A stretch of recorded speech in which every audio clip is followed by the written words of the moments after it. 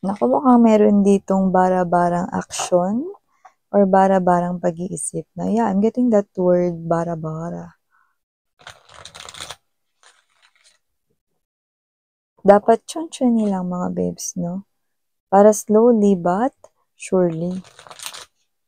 But for some reason, I'm not picking up na energy mo yun. More likely, it's the energy of someone you're dealing with. But, let us see.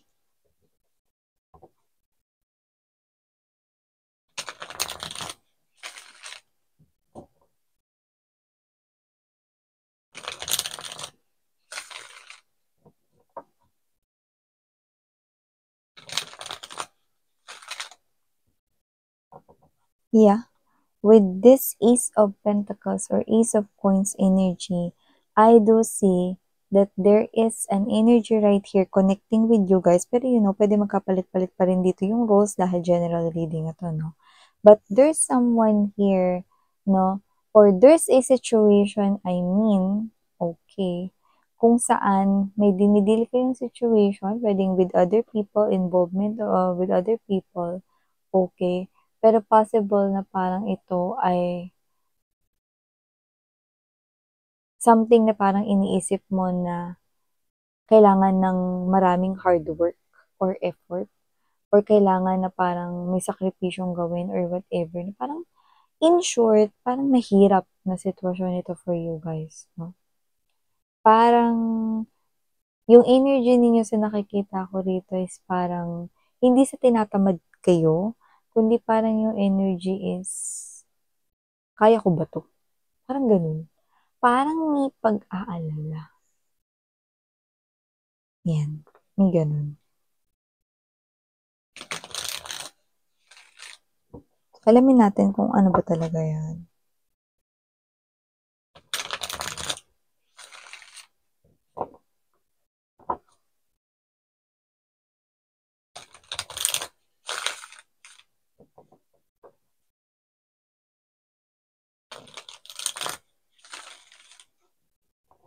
Okay.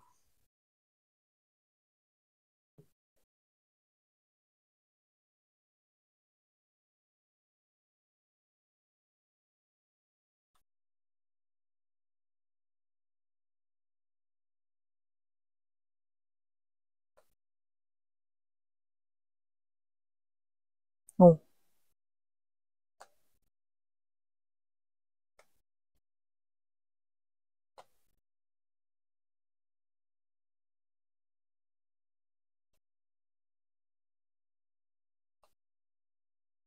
Okay.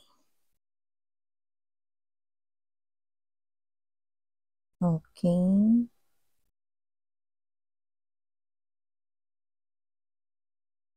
Bottom of the deck, we've got right here the Seven of Coins energy together with the Eight of Coins and the Queen of Swords energies.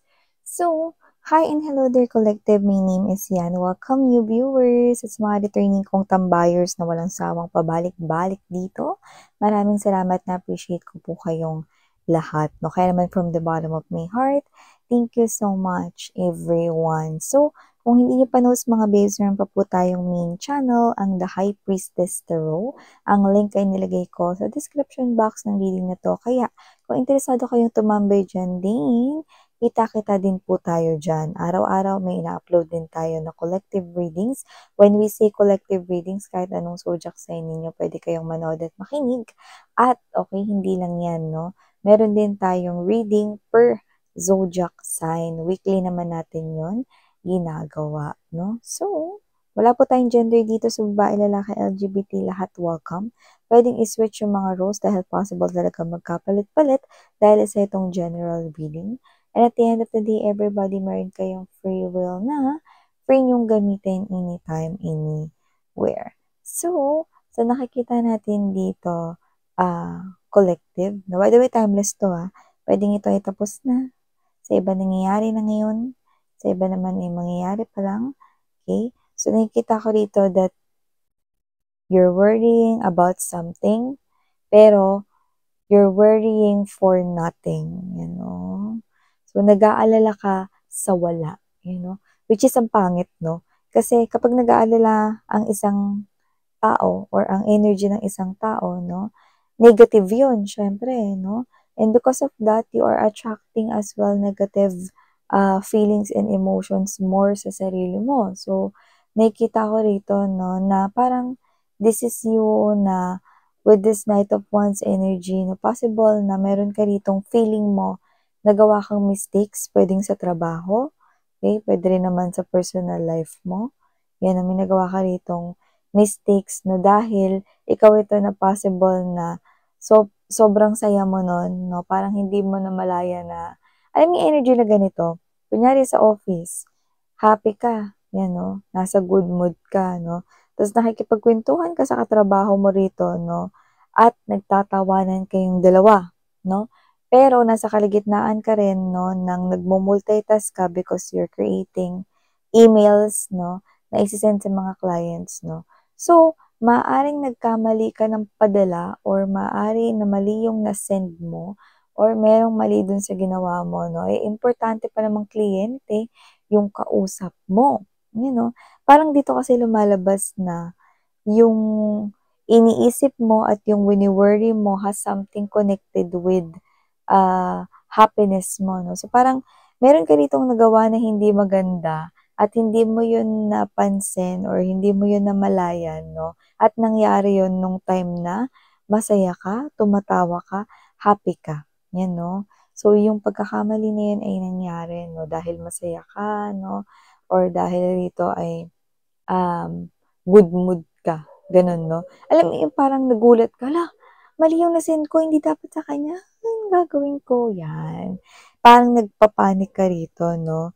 Yung iba naman 'no, hindi lang yan related sa trabaho kasi, general reading ito 'no, puwede rin yan tungkol sa ibang bagay 'no, or sitwasyon sa buhay ninyo 'no. Parang kayo 'to nag-aalala kayo dito, but spirits are saying, "Stop worrying because you're worrying about nothing," 'no. Wala daw 'no.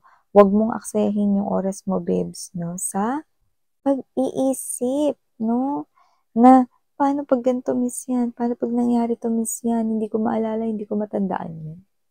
Yan 'no, anumang klaseng mistakes yan 'no, kahit na yung iba rito nakakuha tayo dito ng parang energy na hindi pa dapat mangyari yun, pero nangyari yun dahil sobrang saya ninyo 'no. Puwedeng meron dito na example 'no, may nangyari sa inyo na isang person dito 'no, and you do not know ano na nangyari, you're just partying up, there's a birthday right here or there's something here that happened good last night na may gano'n 'no, and now you're overthinking 'no. Possible na hindi ka dinatnan 'no, and you're worrying, iniisip mo baka buntis ka or whatever 'no, and may gano'n-gano'n 'no. So, example lang 'yun, hindi ko sinabing 'yun na 'yun. Binibigyan ko kayo rito ng mga example para, makita ninyo kung pasok ba 'no, yung inyong situations dito, 'yan 'no. Basta happy kayo 'no, nung nakagawa kayo ng mistake or pagkakamali 'no. Kagaya ng binanggit ko kaninang simpleng example lang 'no, na nagta-type kayo sa inyong computer habang nakikipagkuwentuhan, nakikipagdaldalan kayo sa inyong office mate 'no. Pero importante yung ginagawa mong email 'no. Pero dahil tawa ka ng tawa, super happy ka 'no, naka-focus ka rin sa topic ninyo ng inyong coworker, yun, nagkamali ka ng pag-send. So, puwedeng yung iba gano'n yung situations or puwede ninyong ihalin tulad doon, okey? So, just take how this resonates 'no. But o sige sabihin na natin na nangyari na yun 'no. Spirits are saying na hindi yun dapat ipag-alala mo masyado because may solusyon diyan 'no, na nakikita nila 'no, na makatutulong sa'yo. So, they will show you that, but stop worrying first para makita mo yun, marinig mo yun, at maunawaan mo na yun yung solusyon na ibinibigay ni universe sa inyo because when your mind is cloudy and you are in panic mode, then mas magfo-focus ka lang sa nagpa-panic ka, sa natatakot ka, mas magfo-focus ka lang sa problem itself at hindi sa solusyon. So, yun yung, pinapangako dito ng inyong angels and guides dito 'no, na kung may situation man ditong inaalala kayo, sinasabi nila sa inyo na huwag mag-alala dahil wala lang yan. Yan, no? So, they will be sending you messages with the Eight of Wands energy. Just listen to your intuition. Okay, alam ko na hindi kayo kalmado dahil parang may mga bagay-bagay dito na ikinagulat ninyo, hala, nagkamali ako yung send, yan, no? Anong gagawin ko? Baka ganito, baka buntis ako, blah, blah, blah, or whatever, or gagawin ko, baka matanggal ako sa trabaho, blah, blah, blah. Kung ano man yan, no, na personal na nangyayari na sitwasyon or kakaharapin nyo pa lamang, stay positive. I know, it's quite challenging. Kaya ngayon yung rule ko dito stay positive. Kasi, from stillness, from staying calm, mas makikita ninyo yung hinihintay nyong solusyon. Two of Wands, Eight of Swords energy. Yan, no? Alam mo ba, Three of Wands energy, yan mga babes, no? Ito yung future. Okay? At kung papansin mo, yung attention ko rito is nakatuon sa surfing board. Alam naman natin na yung surfing board, mga babes, no, ay kayang sumabay sa alon. 'Di ba? At saka mabilis yung andar mo dyan kahit hindi yan demotor. 'Di ba? Basta sumabay ka lang sa wave. Kapag sinabayan mo yung wave dito, ano mangyayari? 'Di ba mas kaya mo nang makontrol yung sitwasyon at mas magagawa mo rin yung mga plano mo in the future. So nakikita ko rito no mga babes that go with the flow. Universe got your back. Yung solusyon na ipapadala at gusto nilang ipakita sa'yo ay makikita mo. At pag in-apply mo yun, makakaramdam ka ng ginhawa. Yan, no? With the Two of Coins in reverse, you now can balance. Okay? Makakaramdam ka na ng balanced energy. Kayang-kaya mo na yung sitwasyon. See? Kasi hindi ka talaga makakapag-isip mga babes pag nagpapanik ka. 'Di ba? Kunwari ganito, 'di ba?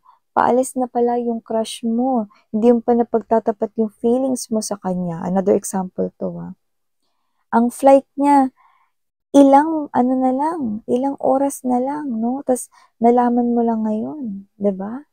So this is you, pag nagpanic ka, hindi ka makakaisip ng paraan, 'di ba? Natataranta ka, tamang tamang upo ka na lang sa sulok, may pasok ka, may trabaho ka. Pero sabi ni universe, stop worrying kasi tutulungan ka nila. So, umupo ka, stay still, no? Makakapag-isip ka rito na magpaalam ka sa boss mo rito, gumawa ka ng paraan, 'di ba?